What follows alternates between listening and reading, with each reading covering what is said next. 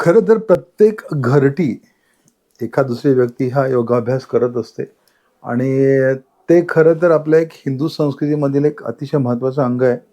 पारंपरिक शास्त्र आहे ते आणि त्याच्याकडे आपण व्यायामाचा प्रकार अशा दृष्टिकोनातून बघतो खरं तर. आणि मग प्रश्न असा असतो किंवा शंका अशी असते की योग आणि मेडिकल योग थेरपी यामध्ये नेमका फरक कोणता?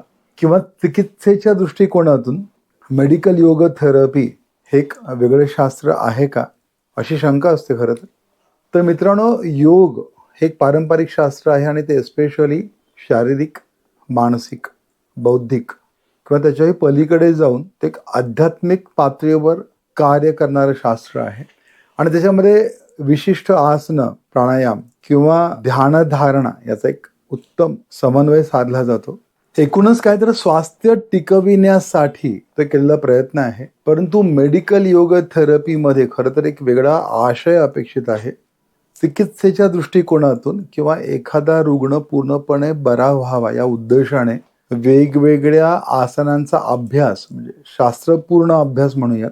वेगवेगळ्या आसनांचा शास्त्रपूर्ण केलेला अभ्यास म्हणजे मेडिकल योग थेरपी. एखाद्या व्याधीचा किंवा एखाद्या विकृतीचा परिणाम हा शरीरातील वेगवेगळ्या घटकांवर होत असतो खरं तर. मग शरीरामध्ये धातू आहेत. रसधातू आहे, रसरक्त स्वरूपात. मांसधातू आहे की ज्याच्यामध्ये मांसपेशी किंवा स्नायू किंवा वेगवेगळ्या प्रकारच्या कंडरांचा अंतर्भाव होत असतो. मेदधातू आहे, ओमेंटल फॅट. अस्थिधातू आहे, हाडं किंवा दात किंवा आपण आपल्या शरीरातील असलेले केस हा खरं तर अस्थिधातूचा एक भाग असतो. मज्जाधातू, bone marrow or as if आपण ब्रेन टिश्यू समजूयात. आणि शुक्रधातू. तर अशा वेगवेगळ्या घटकांवर एखाद्या व्याधीचा किंवा एखाद्या विकृतीचा परिणाम होत असतो. बट नुसता धातूंवर होत असा नाही आहे. तर खरं तर धातूंचे उपधातू असतात त्यांच्यावर होत असतो. वेगवेगळे अवयव असतात या वेगवेगळ्या धातूंपासून बनवलेले, तर त्या अवयवांवर होत असतो खरं तर. वेगवेगळ्या दोषांच्या स्थानांवर होत असतो एखाद्या व्याधीचा परिणाम.